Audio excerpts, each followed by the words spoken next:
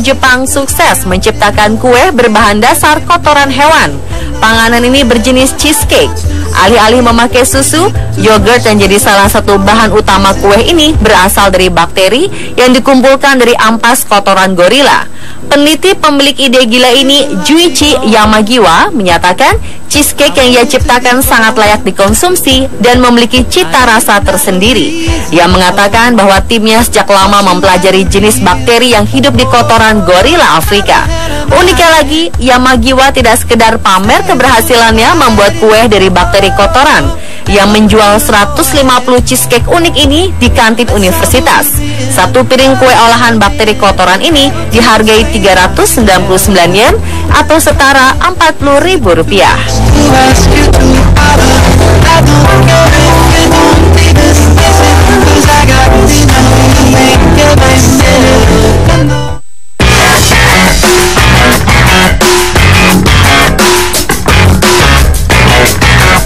Seorang penumpang pesawat Virgin Air bernama Rick melihat adanya UFO yang terbang bebas di atas langit. Fenomena ini terjadi saat pesawat Virgin Air hendak lepas landas dari Bandara John F. Kennedy di New York. Rick mengatakan bahwa UFO dengan kecepatan tinggi ini menyalip pesawat yang sedang ia tumpangi. Menurut para ahli luar angkasa, fenomena ini sering terjadi dan menyebabkan berbagai spekulasi di bumi. Meski begitu, hal ini dianggap tidak menimbulkan bahaya yang serius bagi kehidupan. Ia merekam kejadian aneh ini dan mengunggahnya ke sosial media. Ia mengatakan sengaja mengunggahnya ke sosial media untuk mendapat banyak komentar dari teman dan orang-orang yang melihat video tersebut.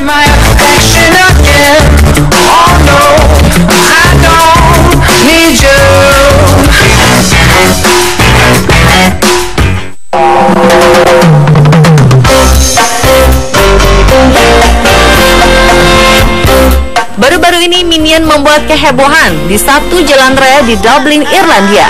Penyebabnya, balon raksasa Minion, yakni karakter Kevin, tiba-tiba terjatuh dan menutupi jalan raya. Peristiwa ini membuat mobil-mobil terhenti selama lebih dari 15 menit.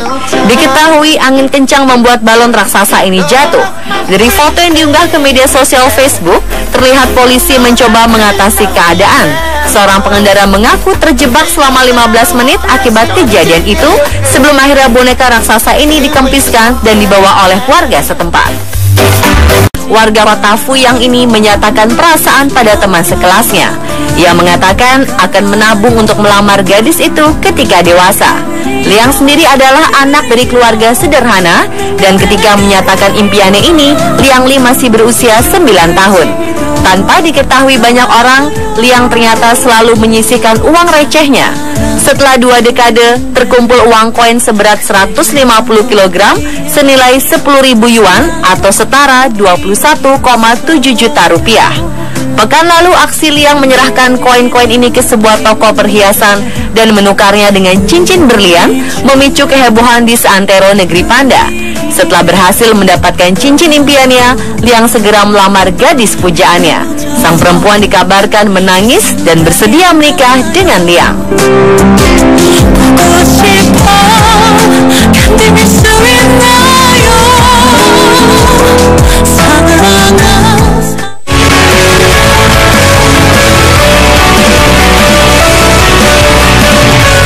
Asal Amerika Serikat bernama Jeff Dead memiliki tangan berukuran raksasa dengan lingkar 49 cm. Sebelumnya, para ilmuwan telah memeriksa kondisi tubuh Jeff, namun mereka tidak menemukan adanya kelainan. Pria jago panco ini dikenal dengan julukan Popeye oleh penggemarnya di Amerika. Tangan Jeff sangatlah besar dan jauh berbeda ketika dibandingkan dengan tangan orang berukuran normal. Pria 52 tahun ini pernah mengikuti kejuaraan panco kelas dunia pada tahun 1980-an hingga meraih gelar juara dunia. Namun pada 1986, dia mengalami cedera pada lengan kanannya hingga memaksanya harus berhenti di kejuaraan tersebut. Pada 2012, Jeff memutuskan untuk mulai serius kembali di ajang kejuaraan panco dunia. Tapi kini ia beraksi menggunakan lengan kirinya. Dengan tangan sebesar ini, Jeff sedikit mengalami kesulitan ketika akan menekan nomor di ponselnya.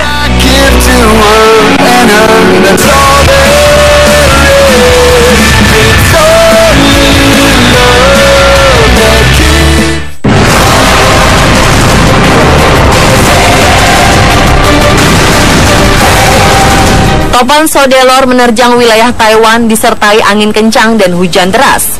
Topan Sodelor mencapai wilayah pantai timur Taiwan pada Sabtu pagi waktu setempat. Topan ini menumbangkan pepohonan dan memicu tanah longsor di salah satu desa terpencil di wilayah Taoyuan. Seluruh warga desa telah dievakuasi. Longsoran lumpur menerjang desa. Nyaris 700.000 warga di Taiwan tidak mendapat aliran listrik dengan banjir dan hujan deras terus melanda. Topan ini dilaporkan bergerak dengan kecepatan 237 km per jam, terutama di wilayah Suao. Akibat topan ini, sedikitnya 80 penerbangan internasional dibatalkan dan layanan kereta cepat dihentikan sementara. Sedikitnya 4 orang tewas akibat topan dahsyat ini. Otoritas tempat menyebutkan 4 orang tewas akibat serangkaian insiden yang dipicu topan ini. Salah satu korban tewas merupakan petugas pemadam kebakaran di wilayah Pintung. Satu korban tewas lainnya merupakan seorang pria yang tertimpa papan iklan raksasa yang roboh. Sedangkan 2 korban tewas yang lain ialah seorang bocah perempuan berusia 8 tahun dan ibunya yang tersapu gelombang laut saat topan melanda. Ribuan orang di Taiwan dievakuasi dengan catatan sekitar 1.300 orang berada di pusat-pusat pengungsian.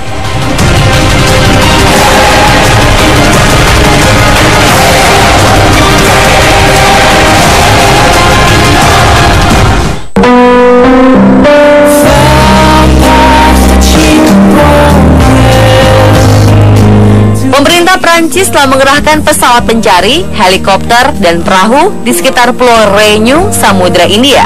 Ini dilakukan untuk mencari lebih banyak puing dari pesawat Malaysia Airlines MH370 yang hilang sejak 8 Maret 2014. Pemerintah Malaysia sendiri meminta wilayah pencarian diperluas. Hal ini dilakukan menyusul kepastian bahwa bagian sayap pesawat ini terbawa arus Samudra Hindia dan terdampar di Pulau Réunion yang jauh dari lokasi semula perkiraan jatuhnya pesawat.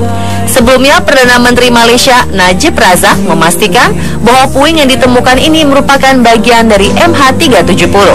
Menanggapi pengumuman tersebut, keluarga korban meminta pencarian terus dilakukan sampai badan pesawat dan korban ditemukan. Pihak berwenang di pulau-pulau tetangga seperti Mauritius dan Madagaskar diminta untuk menyisir garis pantai guna mencari puing-puing. Pemerintah Mauritius menyanggupi permintaan tersebut dan mengerahkan pasukan penjaga pantai serta meminta nelayan untuk ikut melakukan pencarian. Hingga kini pesawat berpenumpang 239 orang itu termasuk warga negara Indonesia, Malaysia, dan Tiongkok ini belum diketahui keberadaannya sejak menghilang dari radar dalam penerbangan dari Kuala Lumpur ke Beijing pada 8 Maret 2014.